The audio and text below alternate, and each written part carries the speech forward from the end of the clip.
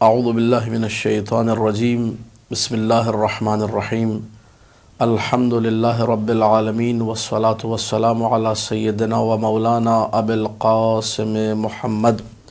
اللہم صلی علی محمد وآل محمد وآلہ الطیبین الطاہرین المعصومین المظلومین المنتجبین الاخیار ولعنۃ اللہ علی اعدائہم الاشرار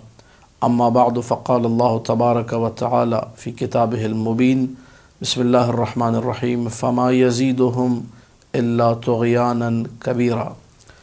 ناظرین کرام، ہلاکت یزید کے حوالے سے جو کہ 14 ربیع الاول سن 64 ہجری میں واقع ہوئی، آپ کی خدمت میں کچھ معروضات پیش کرنی ہے تاریخی حوالے سے۔ 14 ربیع الاول کی رات منگل کا دن تھا۔ 14 ربیع الاول کی رات، اس رات میں اور اگلا دن جو منگل کا واقع ہو رہا ہے، مورخین نے لکھا کہ یزید جو ہے واصل جہنم ہوا۔ اب یزید کے واصل جہنم ہونے کے حوالے سے جو تاریخ میں باتیں تقریباً 8 کے قریب مختلف اقوال ذکر ہوئے، جس میں سے 7 جو ہیں وہ اہل سنت مورخین کے ہیں اور ایک جو ہے وہ ہمارے شیعہ علماء نے ذکر کیا ہے۔ ان 7 اقوال کا خلاصہ جو ہے 3 اقوال کی شکل میں آپ کے سامنے بیان کروں گا۔ پہلا قول کتاب الثقات میں ابن حبان نے ذکر کیا کہ یزید نے ایک رات شراب پی، وقام یرقص، اور شراب کے نشے میں دھت ہو کر اس نے ناچنا شروع کر دیا۔ فسقط وتناثر دماغه، یزید جو ہے ناچتے ناچتے جب گرا تو اس کے سر پہ ایسی چوٹ آئی کہ جس کی وجہ سے اس کا دماغ، اس کا مغز باہر آ گیا اور اس کی موت واقع ہو گئی۔ تو شراب کے نشے میں دھت ہو کر اس برے طریقے سے موت واقع ہوئی۔ ایک قول ابن حبان نے الثقات میں یہ ذکر کیا۔ دوسرا قول جو کہ انصاب الاشراف میں بلازری صاحب نے ذکر کیا اور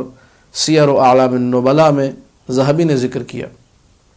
کہ یزید کی عادات میں سے ایک عادت تھی بندروں سے کھیلنا، کتوں کی لڑائی کو دیکھنا،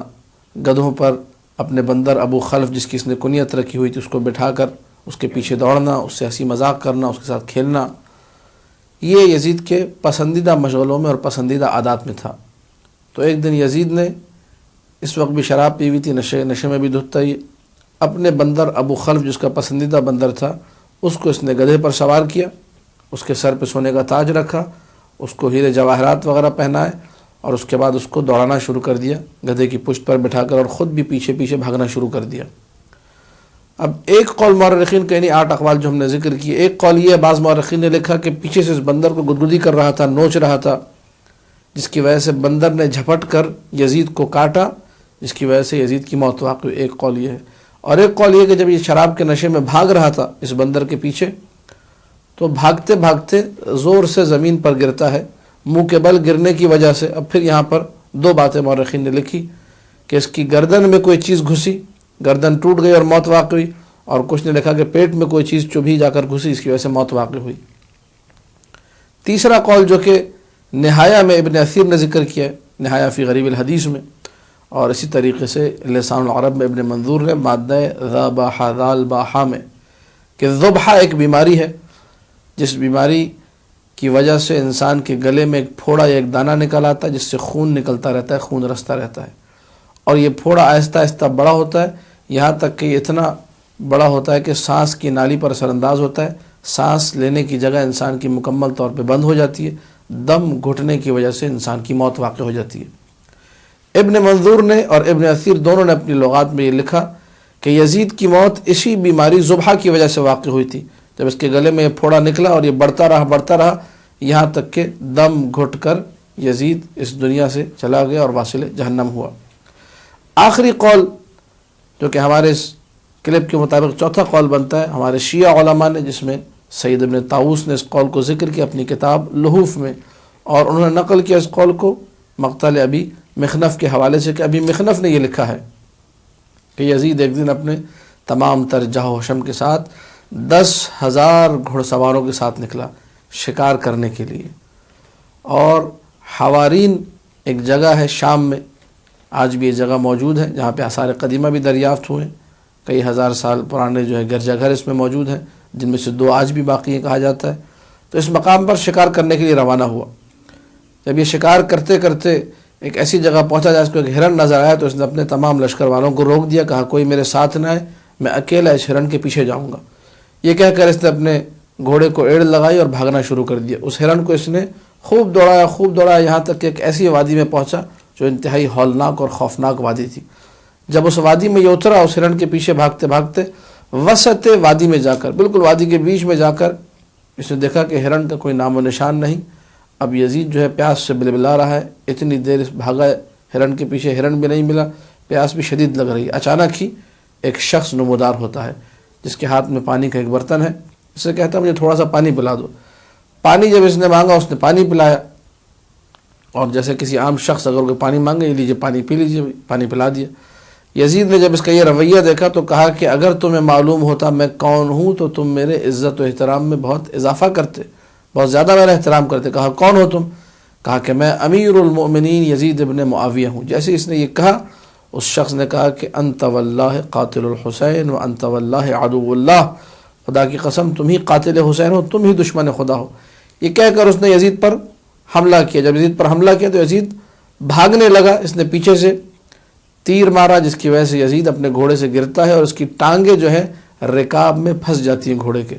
جب ٹانگیں اس کی گھوڑے کے رکاب میں پھنسی اور گھوڑے کو پشت پر کوئی نظر نہیں آیا، لیکن یہ لگا کوئی گھوڑے کے پیچھے سے آ رہا ہے، جو یزید گرا ہوا تھا اس کے قدموں میں، گھوڑے نے بھاگنا شروع کیا اور اس میدان کے اندر، اس وادی میں یزید کے ٹکڑے ٹکڑے اس طریقے سے ہو گئے۔ جب کافی دیر گزر گئی، لشکروں نے دیکھا کہ یزید کا کوئی اتا پتہ نہیں ہے، تو دوڑتے ہوئے وہ لوگ آئے تو ان کو رکاب میں لٹکتی ہوئی ایک ٹانگ ملی۔ اسی کو لے جا کر دفنایا گیا قبرستان باب الصغیر میں۔ یہ واقعہ سن 64 ہجری 14 ربیع الاول منگل کے دن کا ہے۔ تو اب اگر دیکھا جائے، ہمارے پاس اردو میں ایک محاورہ بھی ہے، اب مجھے نہیں معلوم اس کی حقیقت کیا ہے، کہتے ہیں جنگل میں منگل، تو مجھے لگتا ہے یہیں سے نکلا ہے، جنگل میں منگل جو ہے وہ یہی 14 ربیع الاول سن 64 ہجری، یا جو ہے آپ کہیے 12 نومبر۔ اتفاق کی بات یہ ہے کہ 2018 جب یہ کلپ ریکارڈ ہو رہا ہے، اس میں بھی جو ہے ربیع الاول اور نومبر کے مہینے جو ہے دونوں مل گئے ہیں۔ اس زمانے میں بھی سن 683 ہجری میں بھی 12 نومبر کا دن تھا اور ٹیوزڈے منگل کا دن تھا، جس کی دن اس ملعون کی موت واقع ہوئی۔ لے جا کر اس کی ٹانگ کو، بدن کے کچھ ٹکڑوں کو دفنایا گیا قبرستان باب الصغیر میں۔ حیرت یہ ہے کہ جس ملعون شخص نے آل محمد پہ ظلم ڈھایا، شیخ جعفر شوستری نے اپنے مقتل میں لکھا ہے، اور آج بھی لوگوں نے بہت سارا نقل کیا ہے جن لوگوں کے ساتھ یہ واقعات ہوئے، کہ وہ جگہ ایک کچرا کنڈی بنی ہوئی ہے جہاں پر یزید کی قبر ہے، اور لوگ وہاں جا کر پتھر پھینکتے ہیں، کچرا پھینکتے ہیں، قربتاً الی اللہ، اپنی حاجات کو پورا کرنے کے لیے، اور ان کی حاجات فوراً پوری ہوتی ہیں۔ اور ہمارے پاس روایات میں بھی ہے، جب جب پانی پیو یزید پر لعنت بھیجو۔ ہمارے اس کلپ کو ریکارڈ کرانے کا مقصد بھی یہ ہے کہ لوگوں کے سامنے یہ حقیقت آیا ہوں کہ مملکت خدا پاکستان، کہ جس کی بنیادوں میں حسینیوں کا خون شامل ہے، اس مملکت میں اگر کوئی ایسی کتاب لکھے جس پہ سیدنا یزید یا رشید ابن رشید اور یزید امیر المومنین جیسی کتابیں اگر لکھی جائیں گی، تو شیعان حیدر کرار اور مولا کے حسینی کھڑے رہیں گے اور لوگوں کو یہ پیغام دیں گے کہ یزید ملعون تھا، یزید فاسق و فاجر تھا، یزید کتوں سے کھیلنے والا تھا، یزید جو ہے کافر تھا، یزید قرآن اور وحی کا منکر تھا، یزید آل محمد کا دشمن تھا۔ اس حقیقت کو برملا کر کے ہم یزید پر مسلسل لعنت بھیجتے رہیں گے، اور یہ بھی پیغام دیں گے جو یزید پر لعنت نہیں بھیجتا وہ بھی لعنتی ہے، نص معصوم کے مطابق۔ وما علینا الا البلاغ المبین۔